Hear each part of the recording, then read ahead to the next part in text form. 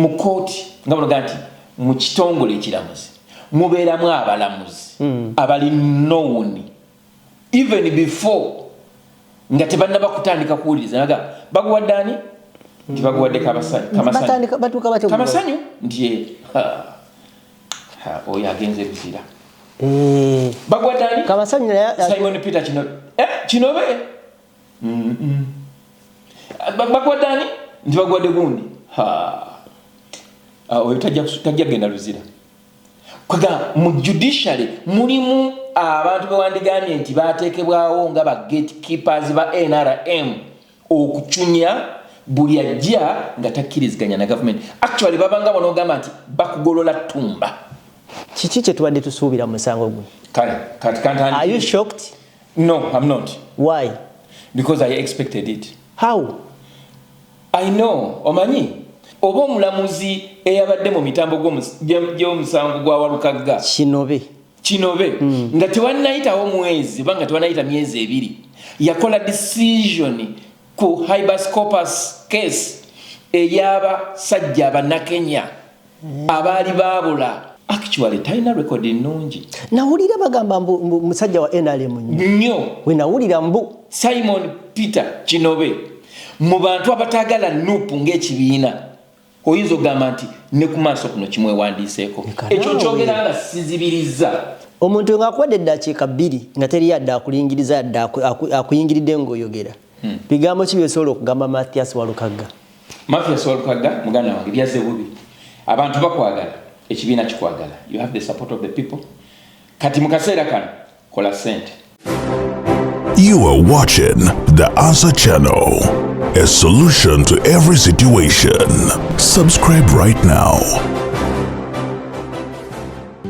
Oli muna Uganda wangalira mu diaspora, America, Canada, Australia, UK oba Germany. Ng'okola emirimu 2-3 wabula nga tofuna kadde kawummula oba kwebaka naye nga tokyasobeddwa lwaki ssente z'olina ku akawunti yo tezeeyongerako? Toli wekka, bangi kuffe twaveeka n'ebirooto eby'amaanyi wabula oluvannyuma ne twesanga nga tukolerera kusasula bills zokka. Tusuba okubeerako ne famire zaffe era nga tuwulira tetulina kye tuyinza kukola kukyusa mbeera eno wabula singa nkugamba nti waliwo enkola esinga eya franchise digital business ebaddewo okumala emyaka 5 mugumu mu nsi yonna esobola okuyamba okukolera ewantu wonna kasita obeera ne laptop oba essimu ssaako ne wifi nga okola n'omulimu gwo ate ekirungi nga teweetaaga bukugu bwonna wa tekinologiya ng'ezimbiddwa okuyamba abajja ku kyeyonga ffe okwekolera ensimbi esasula obudde bwo wamu n'ebyo by'osobwa tukutendeka ne tukuwabula ne ku buli mutendera ng'oyambibwako abantu ab'enjawulo abategeera gy'ova tetusuubiza mpewo wabula yeno system gy'osobola okutandika okuyiga leero bw'oba okoye okukola essaawa ennyingi nga teri kuwummula nga te tulina kyolaga kizivaamu nyiga mu linka eyo wansi okumanya ebisingawo okuba ku simu ya Gerard Seguya oba gwe mumanyi nga Kakalamu the Answer ku +1647 821 8189 oba kyalina omutimbagano www.g-viepena.com.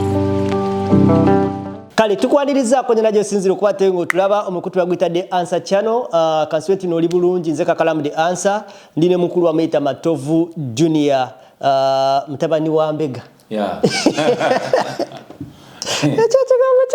mtabani wa Mbega no majiwe wenzi ya topic gundi eyo kaite nali ku kingdom wa Kiganda pastor mtumide kwenye kati nga tukola nnyo bugundi obwo nga bonoganda zabanga investigatives program yaffe iye yali esinga okulabibwa ku TV naye nga tulina engeri gye mu that investigative gundi kati ate nga ye Bishop Kiganda yali amanyitange ebale mutabani wa Mbega nenkabakira kakati nali nkavuddeko wali omusajja bamuyita Tony Halls yali producer wa Bobby Wine kandi bwenkyogera bwenti Tony Halls kati nembera nga ndi ku radio nga ndi ku Dembe nali luddawo nali ku TV kati nangamba akantu kebakosanga kugundi ku kingdom lwaki okaleka Tony Wambega is a brand tokaleka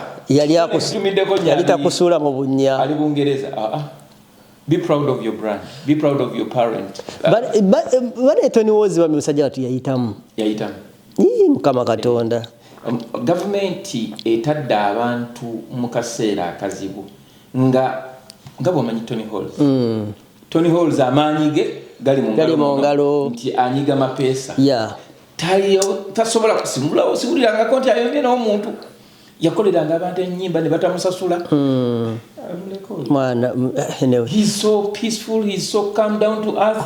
Naye yatuke omanya nti yali registrar wa Kampala district nga bino bizi actually yali nga bonogamba yatula mu kifondoza kya Sulaiman Kidandala mu crisis yajja ba Kidandala alabika mugezi nnyo abasajja bali bagenda kubba ekibina kya no Kidandala Kidandala yali mu campaign ng'omuli bubi ngamba mu kiseera ekyo yakola gundi nga bono ga reconciliation mulaba abera mukakkabo bwati omanya ekyamisa mukaku tiketi ekyamisa mabike tiketi ekyamisa Kidandala tiketi mulimu n'abalala bangi awo bwe bamma tiketi baali badidde DP nga bagitadde wansi wa underneath kakati ate bwe batuuka mu kuligestalinga eri nga batekayo nga bonoga nti bataddeyo abagenda okwewandiisa kati ate nga batekayo ba DP bokka nga baana bannupu bonna basudde ebbali kati nga baagala mu bifo ebyo ng'abanuupu bazze nga bonogamba nti bazze na buwagizi naye nga mu registration bataddeyo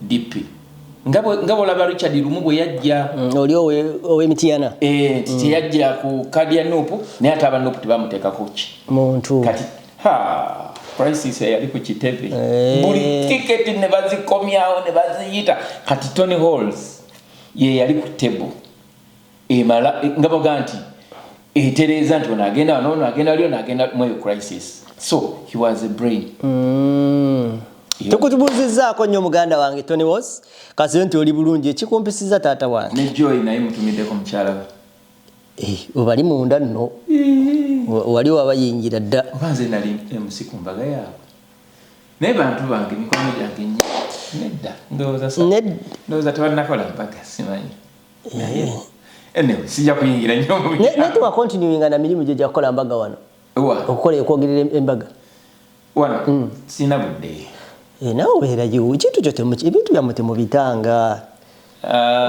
obudde kati nkolo wa MC College Night of the Year at 40 Oxford Bank nakakikola kati emyaka esatu ebiri nekino ekyo embaga kino kikontinuing kati oba wembaga ne bampita nti kati brand etandiki nze nja kuwandiisa enamba ekampany ompeeyo kashare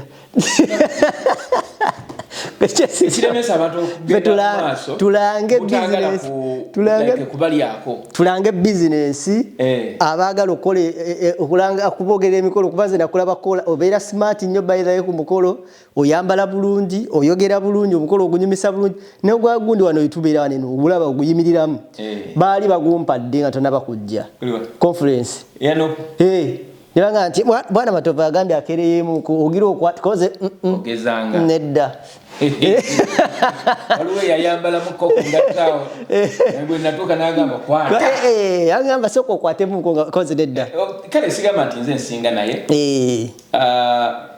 I put passion. You put passion, yeah. Ate tokitandise leero obadde okikolanga nze bwa MC wanne masibu sobola bukola nakimanya naye twabeeranga ku radio nze tewali kivulu kyonna kyonna kye bali bakozeeko nenkola appearance ku radio era abantu abasinga bo bali balowooza KAKALAAMU musajja munene nnyo biki oba mukulu saakola appearance ebigunda byonna saakolako anyway ebyo tuli binyumya kaakati ekikumpisizza nze nfunye ekiwandiiko kino kivudde mu bantu radio esi yesigika y'empologoma y'eddembe Lubogola Simba kaakati ndowooza abantu bano bakola ruling nga bagiteeka ku Uganda Law Society oba simanyi omukutu gwabwe kati kubateeka endowooza siwe wano baabano olaba wano kati kino kye bateekako we bateeka wano yino UL simanyi bikoze bitya bibyo kati bw'okoonamu ne balyoka bakuleetera kati ono gyabijje nti obedde bakoze batadde dda judgment mpanvu erina page mmeka page ziri asatu nga bw'obanga oyagala okutegeera judgment Tewetaaga kusoma na byonna. Ogenda ka party. Ogenda ku kyewandise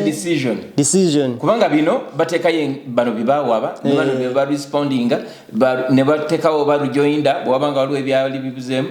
Nyisomye njirabye. Okay, so the decision eri ku number decision ebeera ku number ki? Eri ku decision of a court. Yogandi. Kati awo wakulu awo. 57. Kati omwe mbeera ingredients of determination of the case. Nti bano bajja ne baleta kino na kino. Bali ne baddamu bwe bati. Kati court bino byezudde. Tugende maaso. Newa facts. Yes. Kakati kiwandiiko kituuse n'ekikuweereza. Abamu beebase. Yes. Tebakitegedde naye we bukeeredde era we bugenda okukeerera ng'ekiwandiiko okubeera emboozi. Mugenda okubeera emboozi e Kampala. Baali bagamba ng'ennaku z'omwezi 22 ye Monday. Kooti weegenda otuula. Era ng'abantu basuubira nti kooti erina tuula ng'ennaku z'omwezi meka 22. Okusinziira ku bantu bawakanya nti tewali kooti etuula ku weekend. Era tekibangawo. Wabula abantu babaddewo wenkoze research.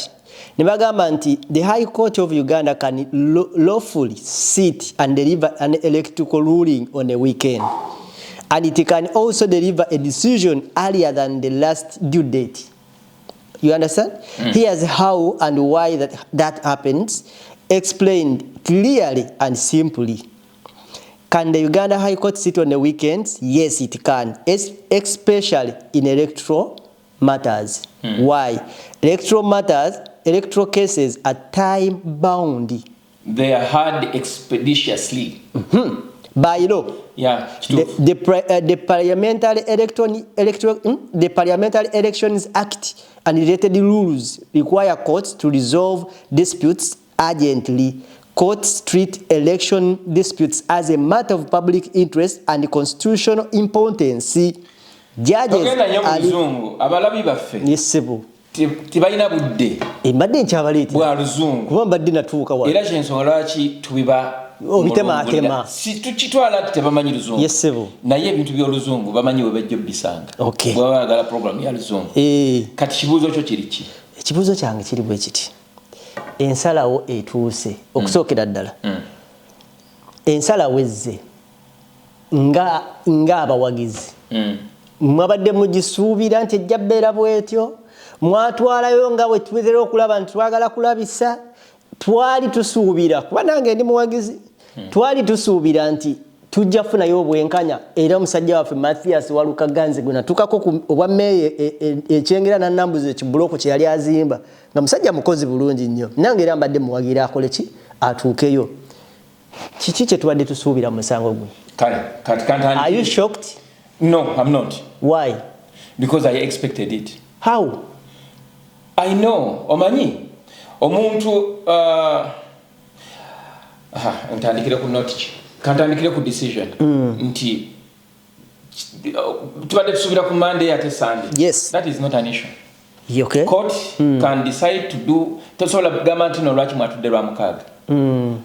Ekisooka okusalawo kw'omusango guno tekubadde kwa kubeera mu court room. Era yakyogera nagamba nti decision oba ruling will be sent to you via electronic like platform. Okay.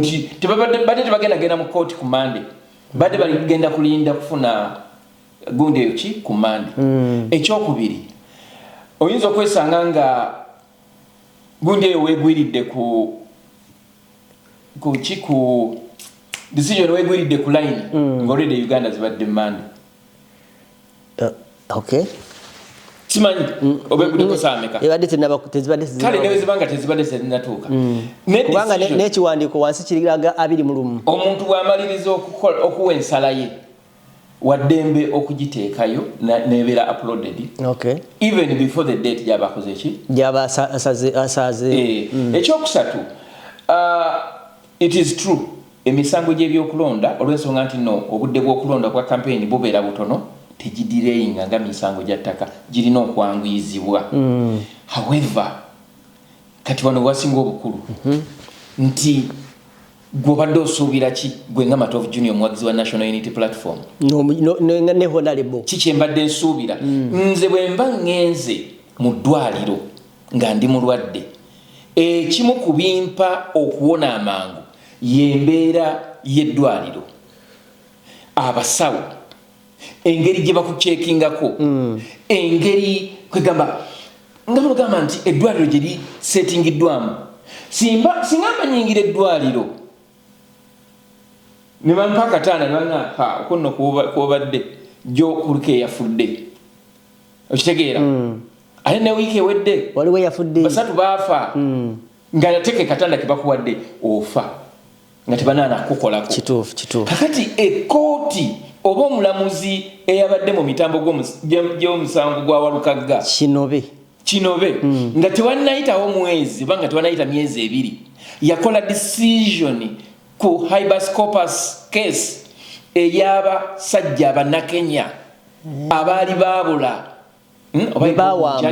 Bob Njagi bebajja mu campaign baali tebannatuukayo baali bazze nga bagenda ku campaign bagenda mu campaign ne babeeramu ne bamala ne babajjayo nga bagenda boba bagenda kuwummulamu baalimu mu campaign kulale nga bamaze okuva kulale okay kati abantu abo bawambibwa mu Uganda okitegeera nga banoga nti ab'ebyokwerinda mu Uganda ne bateekebwa mu bifo ebitamanyiddwa mu mateeka kati ab'enganda zaabwe n'emikwano gyabwe ne beekubira enduulu mu Uganda mulimu etteeka erigamba nti singa onoonya omuntu onaakubula nga ateeberezebwa okuba nti nno yakwatiddwa ab'ebyokwerinda oteekayo kyewandiise like a petition mu kooti n'okaka gavumenti ereete omuntu oyo oba mulamu oba mufu kye bayita habika nkyerabize kati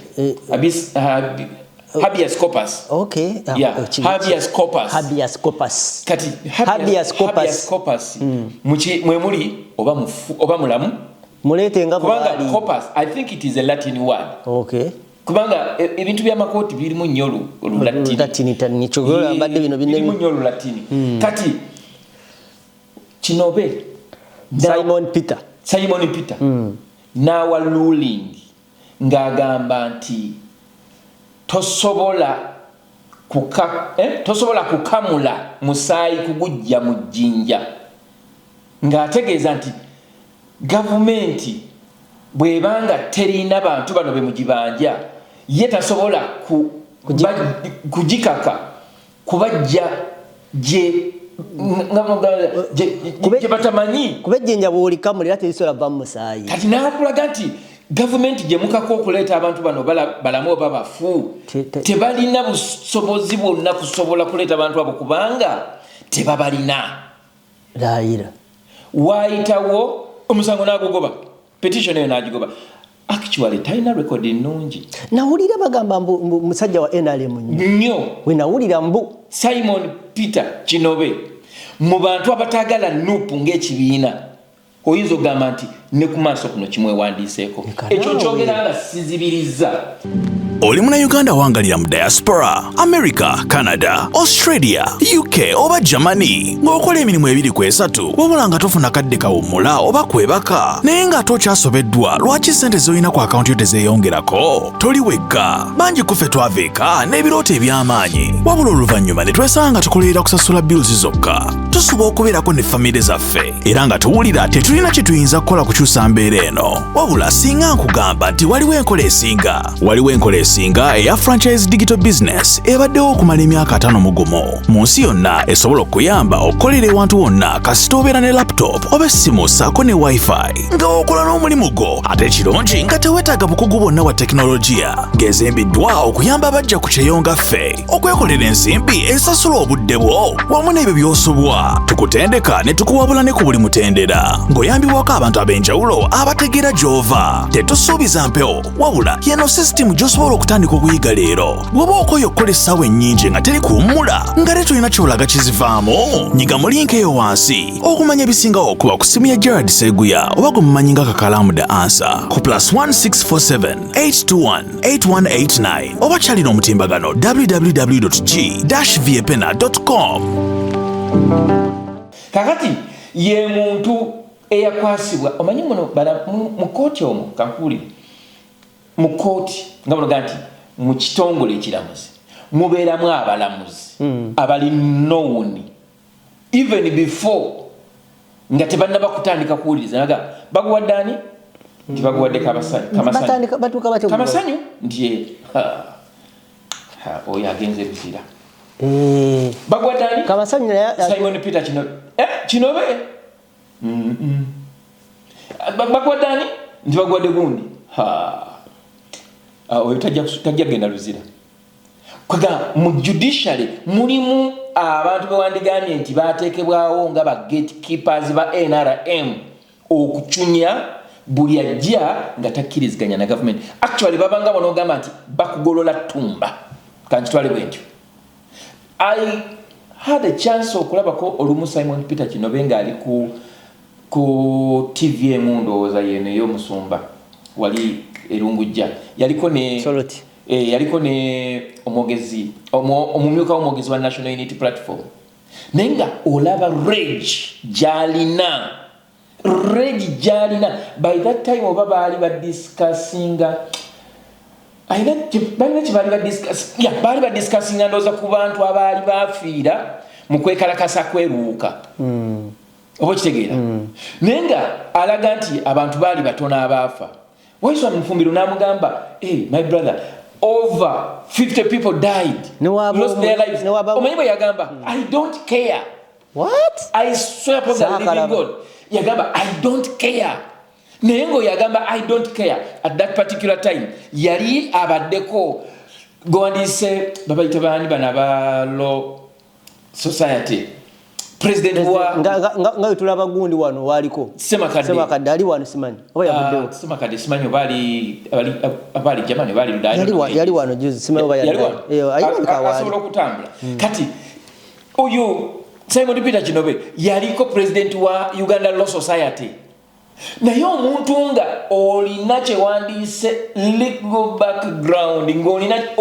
obuyigirize obumanyirivu kyekiri kyetwayogerako kuwangadiya nti osooka n'obeera n'oyambala ekifaananyi ekibayita ekyako obuntu n'oteeka ebbali ebyokuwagira nti mpagira gundi oba mpagira gundi n'ogamba nti in humanity kino tekikola. You cannot say nti olwokuba omuntu ono takuwagira you do not care about his life.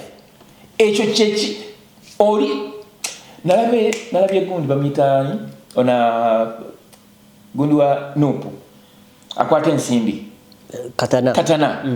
Yabadde akola analysis ku TikTok account ye mu following nagamba aba Greek bayina engeri gye bacategorizingamu abantu naye waliwo abantu ng'omuntu yasoma ng'omuntu muyigirize ng'omuntu yafuna ne degree naye n'asalawo okukozesa amagezi ge ago ate okubuzaabuza abalala. I think yakiyise stupidity, intelligent stupidity. Kati bonoonya abantu abasomanga naye tebakozesa bye basoma okulungamya mu butuufu mwe muli abasajja nga this is my opinion mwe muli abasajja nga bolaba abo ba Simon Peter Kinobe mwe muli abasajja nga Attorney General wa Uganda. It is his opinion. Of course I disclaim.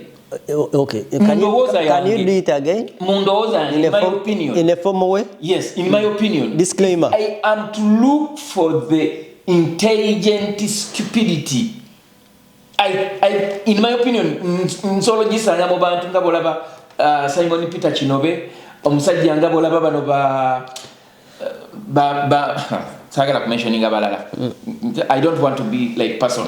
Nenga banji abagwa mu category eyo mwe mugone abadde MP wa Kampala nti musajja yasoma yaliko muguni mu ngabano ganti mu parliament abadde mu kitwandise mu koti naye omulabyeko mu koti mu Uganda osobola kumusanga mu musango gwa Haji gwe bagambe yebaka kumuwala Haji Nsereko omujjukirako mu musango gonna nti oba gwa besije oba gwa byabufuzi omujjukirako mu musango gonna nti oba gwa ngabano ganti no abekiteezi kagamba mu mbeera ngabano gambe oba akoze pro bono nze bwensooka okumulaba mwogwo omusango oba kitegeera so nga ate is a lawyer ye muntu yekka gwe nali nsobodde okulaba n'abeera ku TV nga lawyer. Omanyi abasajja abo abasoma amateeka balina kategori mwe beetwalira bo be baba basoma fa abalala ne boba osomye kwenkanawa oba tewasoma unless you go to the school of law no soma then you become a land friend. A land friend. Si land nti ettaka naye omuyigirize asomyeko kwega omuyivu naye n'olaba omuyivu ng'atudde ku TV oba ali mu maaso g'abantu ng'akimanyi nti ayinayo muyivu munne yasoma amateeka nga bwe yagasoma n'agaa nti oyo tategeera talina magezi. Busungu lero ozina bungi naye nga decision yo efulumye era egambye etya kati kankubuulire decision ingredient in fact this was a technical case era kino baagikoze in a very careful manner nti esavinga papasi ya Walukaga yokka tesobola ku affectinga Rwashande nkubuulira tegenda ku affectinga muntu mulala yenna ya presenting amachiwa age entry document as a minimum standard of senior 4 rather senior 6 equivalence. This decision bobango gisomye no journalizing bulungi nnyo affecting omuntu waku and it only serves a case where someone presents a document ngeri expired wewoka so sigamati National Council for Higher Education authentication eya document eyo yoandise ya machiwa age entry nga an equivalent to senior 6 buyali biliyo gundi expired kakati muntaputa yabano atikati yogundi etiko kubanga decision ya Kiryowa omanyi Kiryowa ye muntu atero ku twisting ebintu bwaki mangu ago gwe ati golinga atagoberera nze mbadde mu mawulire mbadde mu read Kiryowa kiwanuka ye Anthony General ogwo mukulowooza okuko nti ayinza okuba nawe yenyigiddemu kubanga decisions nyingi nnyo abalamuzi ze basoma most especially kasita zibeera politically motivated. Walukaga nga bamutaddeko nnyo amaanyi kati olaba Walukaga ow'okungulu Walukaga sigolaba sigolina okulaba Walukaga kankuwe kino Walukaga abadde talwana na Segona kagati Segona teyali mu face nenga abadde mabega naye yavayo n'agamba nti kati wembanze agenda obanze yamujjamu nekola musango kyawo nekola yabadde ayagala mbere munti nedda nti atenze we mujjayo nekola musango kyawo n'atambula kakati na munyivu sima bana kikugamba yali munyivu nnyo naye ekintu Segona kye yayingiramu kyamusinira entaana y'ebyobufuzi agenda kweziika ayinza n'okutu okulekanga Katonda amuyambye naddayo n'abeera faamu mu law farm yaabwe eya Lukaga Company Advocates ebaali bonnaawo era bonna bali awo batuula wamu Lukwago Segona n'abalala bangi babeera bonna timu nene naye